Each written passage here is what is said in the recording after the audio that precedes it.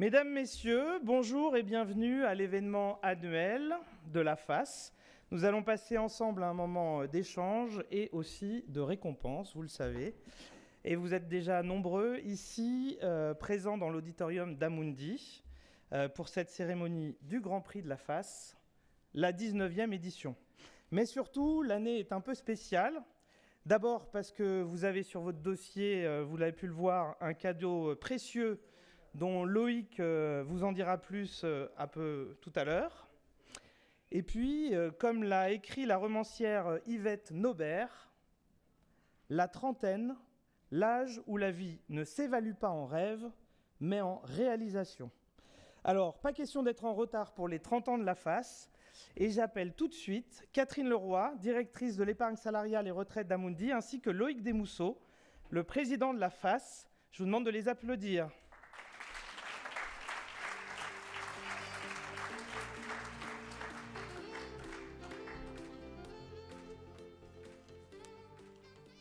Bonjour à tous. Les 30 ans, c'est l'anniversaire de mariage, sont l'anniversaire de la perle. De là à dire que Loïc, tu es ma perle. Mais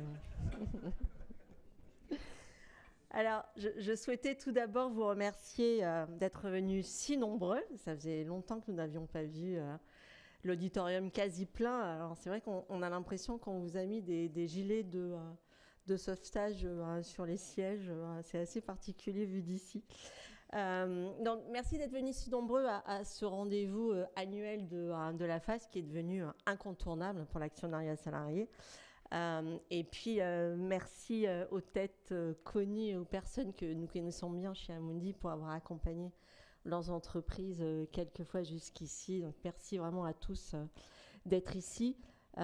C'est une grande fierté aussi pour Amundi et pour moi-même d'accueillir cet événement dans les locaux d'Amundi et d'être à tes côtés et aux côtés de la FAS, je crois, depuis quasiment le début. C'est pour nous, vous le savez, chez Amundi, nous sommes extrêmement engagés dans toutes les opérations et l'accompagnement des entreprises et des salariés dans l'actionnariat salarié qui, pour nous, est véritablement le symbole le plus marquant du partage de la valeur.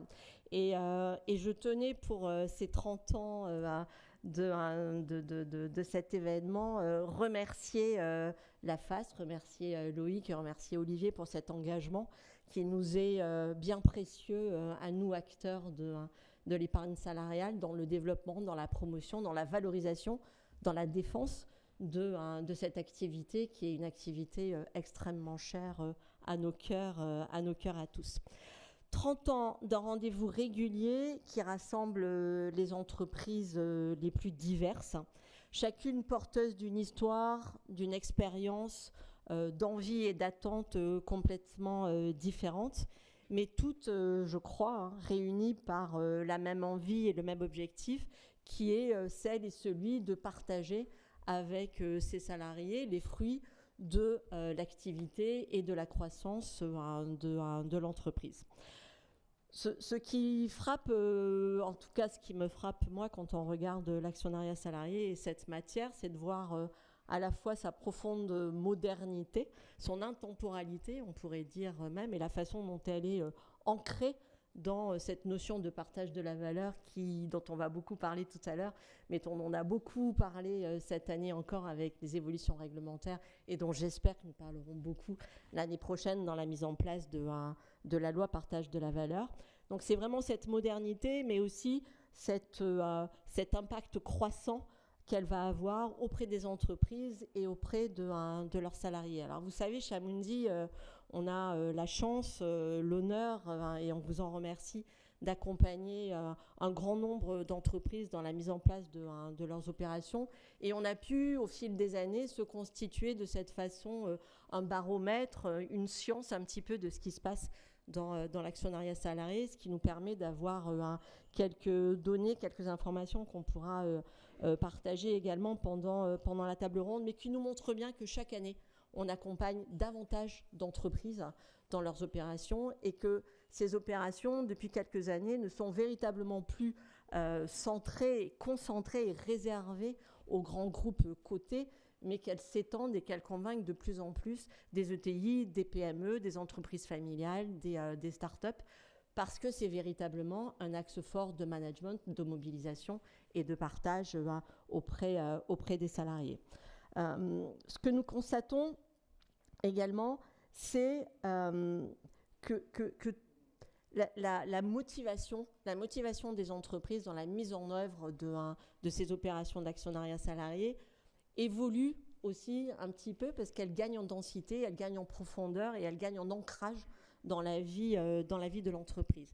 Elle gagne aussi en impact auprès des salariés parce que nos salariés clients, si l'on peut dire, sont de plus en plus enclins à participer à ces opérations d'actionnariat salarié.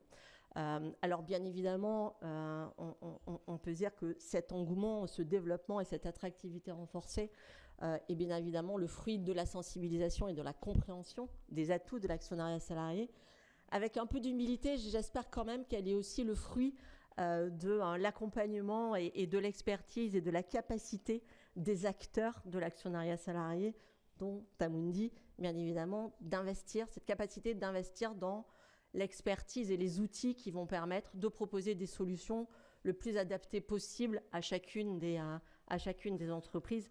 Et je vais prendre là juste quelques secondes pour remercier les équipes d'Amundi, remercier les équipes de Raphaël à Paris, les équipes d'Isabelle et de Guilain qui gèrent ces fonds d'actionnariat salarié, et puis les équipes de Sébastien, alors pour ceux qui le connaissent, ils le reconnaîtront, les équipes de Sébastien à Valence qui accompagnent la mise en œuvre de ces opérations.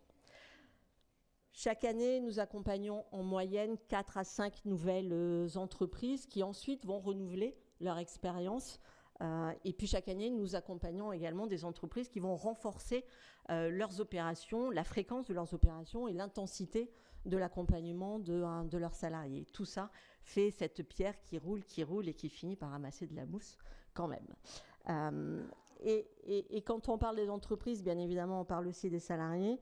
Et quand on est salarié et qu'on a goûté à l'actionnariat de son entreprise, eh bien les chiffres le montrent, hein, on ne s'en lasse pas.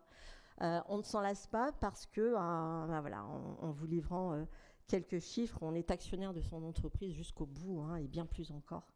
90% des salariés, bonjour, 90% des salariés qui ont accès à l'actionnariat de leur entreprise disent avoir participé au moins une fois à une opération et souhaiter la renouveler. Un tiers des porteurs chez Amundi sont des retraités et gardent ce lien avec leur entreprise par ce biais. Et les 3/4 des salariés qui n'ont pas encore la chance de bénéficier, de pouvoir être actionnaires de leur entreprise, souhaiteraient l'être. Tous ces chiffres-là nous montrent bien que l'actionnariat salarié n'est pas une affaire d'entreprise, elle est une affaire de tous. J'en ai fini. Je vous remercie encore pour tout et à très bientôt. Merci pour ce petit mot très chaleureux qui est dans l'essence même de notre ADN à la FAS. Et moi aussi, je voudrais vous dire d'abord bonjour à toutes et à tous, mesdames et messieurs, chers amis. Merci à Catherine pour ce mot d'accueil. Et je voudrais aussi remercier tous ceux, et je commencerai par ça, qui cet après-midi nous font l'honneur de leur présence à l'occasion de notre 30e anniversaire, 1993-2023. Alors pourquoi 1993 ? Je vous rappelle qu'on a été dans un cycle double de privatisation, 1986 puis 1993. Les premières associations d'actionnaires salariés se sont créées dès 1986 à l'occasion de cette première vague de privatisation dans les grands groupes. Puis, dans un deuxième temps, à partir de 1993, Édouard Balladur, ministre de l'économie et des finances, Premier ministre, qui a également, je dirais, réaffirmé ce développement-là. Et à ce moment-là, donc, les associations qui avaient été créées dès 1986 se sont réunies et ont créé, pour certaines d'entre elles, 4-5 d'entre elles, notre fédération que vous connaissez aujourd'hui. Donc un grand merci en premier lieu à nos partenaires, à Amundi, Clifford Chance, le groupe Alexio, qui sont partie prenante à cet événement. Je tiens, et Catherine l'a dit, mais je tiens aussi à saluer particulièrement les équipes d'Amundi qui nous accueillent chaque année Alors, depuis 2015, précisément, pour préparer cet événement ici même, dans le grand auditorium d'Amundi, et vous accueillir dans les meilleures conditions. En second lieu, bien sûr, un remerciement aux équipes de la FAS elles-mêmes, tous membres bénévoles, actifs ou anciens salariés, qui, pour ce qui concerne le Grand Prix de la FAS, je le rappelle, dès le mois de juin, déploient la plus belle énergie pour faire de cette manifestation une réussite, sans oublier évidemment aussi les éminents et fidèles membres du jury du Grand Prix de la FAS, dont je salue ceux qui sont parmi nous cet après-midi. Enfin, et vous êtes nombreux dans la salle, je remercie également de leur présence tous les représentants des acteurs de l'épargne salariale et de l'actionnariat salarié, sans lesquels nous ne pourrions pas, je dirais, nous rassembler, les représentants des pouvoirs publics, mais aussi les entreprises, associations, syndicats, universitaires, journalistes, pardonnez-moi si j'oublie des noms ou des entités, qui participent au développement de notre écosystème. J'aurais une pensée aussi pour ceux qui n'ont pas pu se joindre à nous aujourd'hui, mais qui nous ont adressé des messages d'encouragement à l'occasion de cette célébration des 30 ans de la FAS. Et à titre d'exemple, je voudrais citer le mot de Michel Bon, que vous connaissez, ancien président de France Télécom Orange, ancien président de Fondact, qui s'excuse de son absence compte tenu d'un engagement pris de longue date en province, et qui nous dit, je le cite, « Ce sera la première fois depuis bien des années que je ne pourrai me rendre à la remise des prix et je regretterai cette fête de famille de la gestion participative que la FAS a si bien su installer dans le paysage pour proposer des exemples inspirants. » Alors merci Michel, merci à Fondact, merci à l'AFG, merci à l'AMF, à tous ceux qui avec nous avancent main dans la main sur nos sujets communs de développement et de protection de l'épargne salariale et de l'actionnariat salarié. En introduction au colloque et à notre cérémonie qui vont suivre, je voudrais maintenant souligner quelques aspects qui, nous, la FAS, nous paraissent importants. En cette période d'inflation et de ralentissement économique, les Français s'inquiètent plus que jamais pour leur pouvoir d'achat. Le sujet même du pouvoir d'achat et d'une meilleure répartition ou redistribution de la richesse créée n'a jamais été autant d'actualité depuis maintenant bientôt 2 ans. Sur ces questions, la prime sur le partage de la valeur et les récentes mesures complémentaires qui ont été décidées ou initiées par le gouvernement pour protéger le pouvoir d'achat des Français sont des réponses bienvenues pour faire face sur le court terme. Mais, je le répète sans cesse, il faut aller plus loin. Il est temps de passer à la vitesse supérieure, dans une vision complémentaire de plus long terme.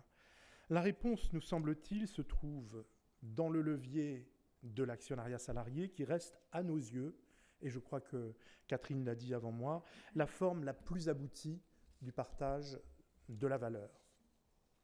Les mécanismes tels que l'intéressement, la participation, la prime de partage de la valeur sont nécessaires, mais je le dis toujours et je le répète, ils relèvent d'une logique de flux qui est assise sur le compte d'exploitation de l'entreprise, là où l'actionnariat salarié s'inscrit dans une logique de stock, en anglais, les actions, et de création de valeur patrimoniale, donc une logique bilancielle.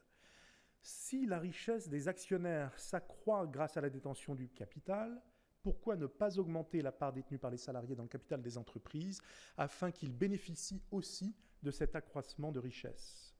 L'un des aspects fondamentaux du partage de la valeur, ou plutôt du partage de la création de valeur, c'est donc aussi le partage du capital avec les salariés.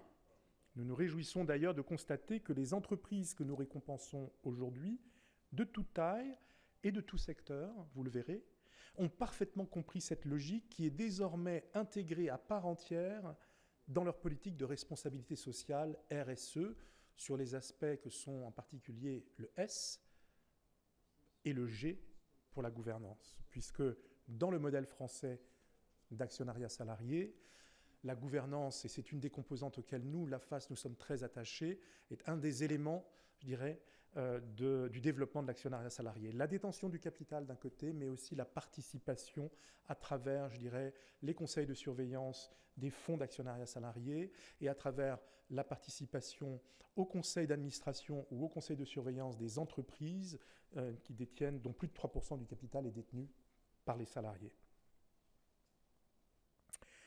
Oui, nous le savons, les bénéfices d'un actionnariat salarié large et profond sont connus et nombreux. Il permet de renforcer la confiance des salariés dans leurs entreprises, de leur faire davantage bénéficier de la valeur qu'elles créent en les associant à leur capital, de les intéresser aux enjeux stratégiques et de développement, de renforcer la cohésion sociale, surmonter les clivages patronat, salarié et capital-travail, promouvoir l'actionnariat comme une valeur positive. Par ailleurs, les dividendes qu'ils procurent aux actionnaires salariés, aux salariés actionnaires, ainsi que par leur association à la gouvernance, l'actionnariat salarié permet tout à la fois un meilleur partage de la valeur créée grâce à leur travail et un renforcement, je l'ai dit, de la responsabilité sociale de l'entreprise. Depuis 30 ans, notre fédération explique inlassablement au pouvoir public, aux dirigeants d'entreprise, aux salariés et à toutes les parties prenantes pourquoi il est si important que les salariés deviennent actionnaires de l'entreprise dans laquelle ils travaillent. Et la FAS propose des mesures fortes pour développer et pérenniser l'actionnariat salarié avec l'objectif que vous connaissez de parvenir à 10% du capital détenu par les salariés, un objectif qu'a soutenu publiquement le ministre de l'Économie et des Finances dans cette même auditorium en 2017, au départ de la loi Pacte, et qui a donné un véritable souffle à la dynamique de développement de l'actionnariat salarié dans les entreprises françaises. Avant de passer la main pour la suite des événements à Olivier Pan, le nouveau délégué général de la FAS, qui est ici, donc le numéro 2 de notre organisation, que j'ai le plaisir donc d'introduire, et à Fabrice Coustet, journaliste chez Radio Patrimoine, qui nous a déjà accompagnés l'année dernière, et donc tous deux vont animer notre après-midi. Je voudrais évoquer quelques sujets d'actualité avec vous, 3 sujets en particulier. La première actualité concerne la parution de la 16e édition imprimée de notre guide de l'épargne et de l'actionnariat salarié, que nous avons voulu concomitante, édition du trentenaire 93-2023, avec la célébration de ce jour de notre 30e anniversaire.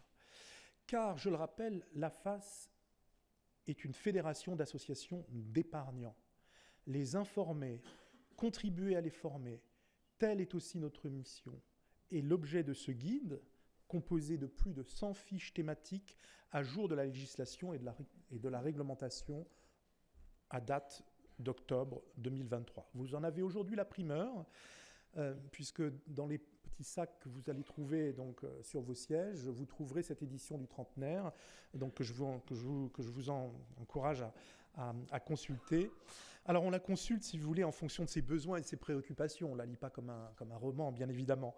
Elle est l'œuvre d'une équipe d'une 50aine d'experts, qui sont tous bénévoles, juristes, fiscalistes, financiers, etc.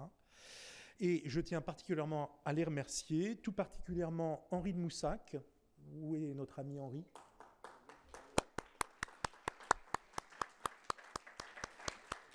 Henri qui préside aux destinées du comité de rédaction du guide, et croyez-moi, c'est pas toujours évident, parce que, surtout quand il faut tenir un planning, parce que le président a dit, pour le trentenaire de la FAS, on aura à jour cette édition.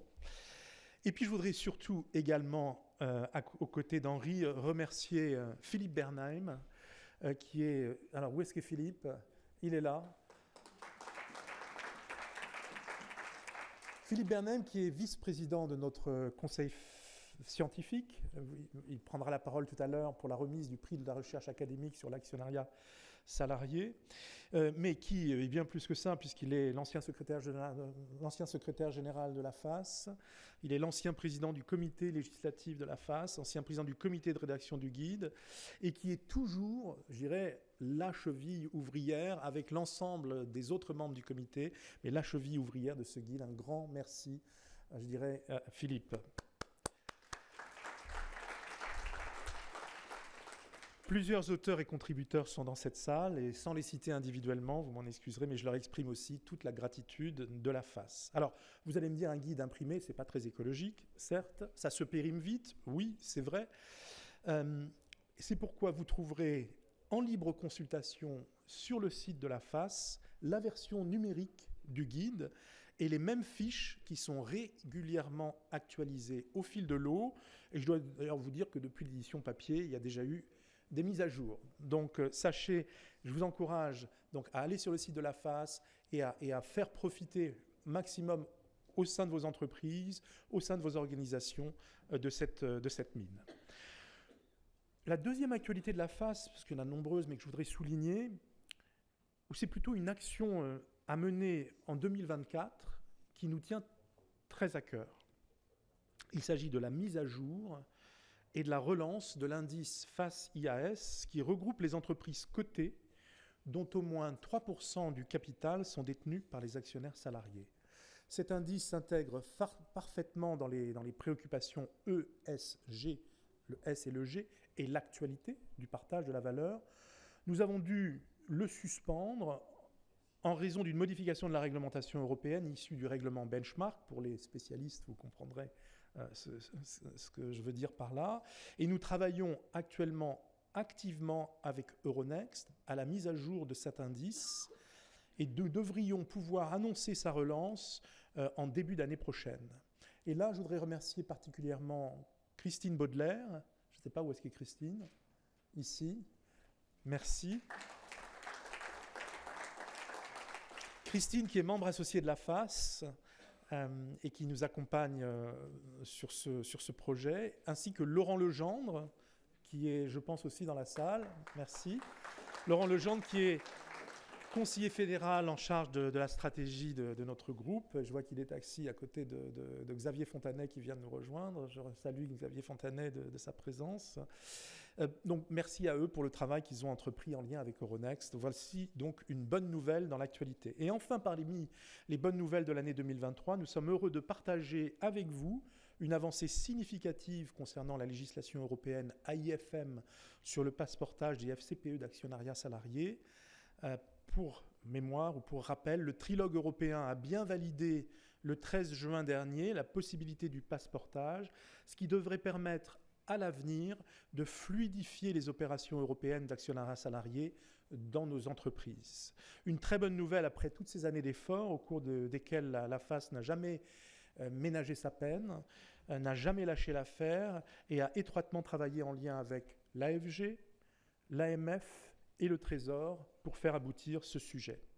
Les États membres de l'Union européenne disposeront de 24 mois à compter de la date de publication du texte global de la directive AIFM révisée, que je crois nous attendons toujours, pour la transposer dans leur arsenal législatif. Et espérons qu'un grand nombre de pays le feront le plus rapidement possible. Il est temps maintenant pour moi de passer la main à Olivier et Fabrice pour le colloque qui va suivre sur le thème « La place de l'actionnariat salarié dans le partage de la valeur ». Cette année encore, nous réunissons d'éminents intervenants. Notre première table ronde sera consacrée aux enjeux et avancées actuelles du partage de la valeur dans les petites et moyennes entreprises, avec en particulier un zoom sur les avancées de la loi qui vient d'être votée le 29 novembre dernier sur le partage de la valeur, qui transpose l'accord national interprofessionnel signé en février dernier par les partenaires sociaux. La deuxième table ronde sera plus prospective et elle explorera le cap des 10% d'actionnariat salarié. Quelles propositions pour simplifier, développer et pérenniser l'actionnariat salarié ? Et enfin, en alternance avec nos tables rondes, nous accueillerons aussi plusieurs invités de marque qui porteront un regard sous un angle plus spécifique. Cher Olivier, cher Fabrice, oui. Je déclare ouvert le colloque des 30 ans de la FAS et je vous passe la parole. Merci aux intervenants qui ont tous répondu, mais absolument tous, favorablement à notre invitation à débattre. Et bon colloque à tous. Merci Loïc. Merci Loïc et merci Catherine.